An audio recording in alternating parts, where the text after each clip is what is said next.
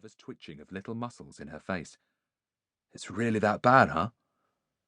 Glynis nodded dumbly. She looked totally dejected and pathetic. Nigel looked at her dubiously for a while, finally coming to some sort of a decision. "Look, I'll tell you what I'll do. Got a pen and paper?" Glynis nodded again, this time with a flash of hope on her face. She rummaged in her handbag and fished out a ballpoint pen and an old clothing store receipt. Nigel took them from her trembling fingers. Holding the scrap of paper against the doorframe, he began to scribble. "Look, this guy is strictly down market and he charges way over the odds on street prices, but he can usually come across, know what I mean?" The girl nodded gratefully. "Yeah, and thanks." She turned to go back down the steps.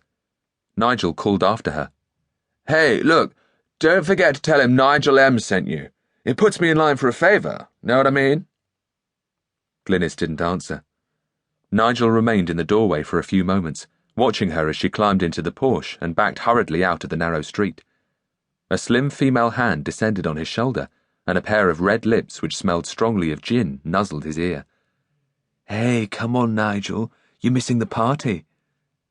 Nigel turned away from the door finally. "Who was it? Gatecrashers?" his companion asked. Nigel shook his head. "No, just some junkie bird chasing Charlie. I sent it to Greek Tony." His girlfriend pulled an expression of distaste. "Oh, that slimeball. She must have been pretty desperate." Nigel nodded. "Yes, I think she was," he muttered. Detective Sergeant Paul Carney sat at his desk, sifting through a growing pile of paperwork. Several empty plastic cups from the coffee machine and an ashtray filled with cigarette stubs testified to a long, all-night session. There was a light tap on his office door, and Detective Chief Inspector Manners let himself in without waiting for an invitation. There was a faintly chiding look on his face as he confronted Carney. "Didn't see your name on the night duty roster, Paul," he observed pointedly. Carney shrugged. "Just catching up on some more of this fucking paperwork when I ought to be out there on the streets, bringing this week's little tally up to date." Manners clucked his teeth sympathetically. "Bad, huh?" Carney let out a short, bitter laugh. "You tell me how bad is bad. In the last 4 days we snatched 5.5 kilos of coke at Heathrow alone. That means a minimum of 25 kilos got through. This morning we pulled a stiff off an Air India flight. 200 grams worth of pure heroin in his guts, packed in condoms. One of them burst during the flight. What you might call an instant high." "Jesus, I thought those things were supposed to stop accidents," Manners said. "Not funny, Harry," Carney muttered. "Christ, we're under fucking siege here. Provincial airports, the ferries, commercial shipping, private boats and planes, bloody amateurs bringing back 10 kilos of hash from their Club 1830 holidays on Corfu. And we haven't got a fucking clue yet what's going to come flooding through the Channel Tunnel. There's shit coming at us from all sides, Harry, and we're being buried under it." "We?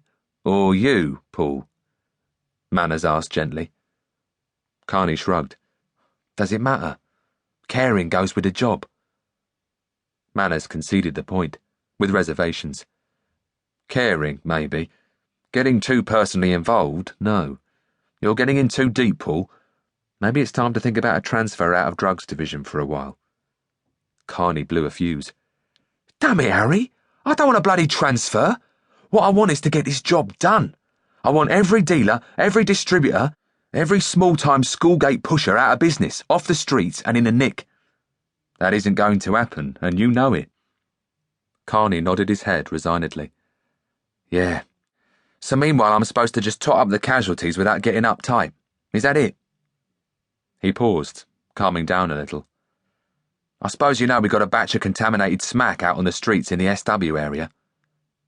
Manners shook his head. "No, I didn't," he admitted. "How bad is it?" "Bad, bad," Carney muttered. 2 kids dead already, and 1 more in a coma on a life support system. That's just the tip of the iceberg. We don't know yet how much more of the stuff is out there, or how widely it's already been distributed. And on top of that, there's this new synthetic shit which has started to come in from Europe. Early reports say that it's really bad medicine." Manners smiled sympathetically. "Okay, Paul.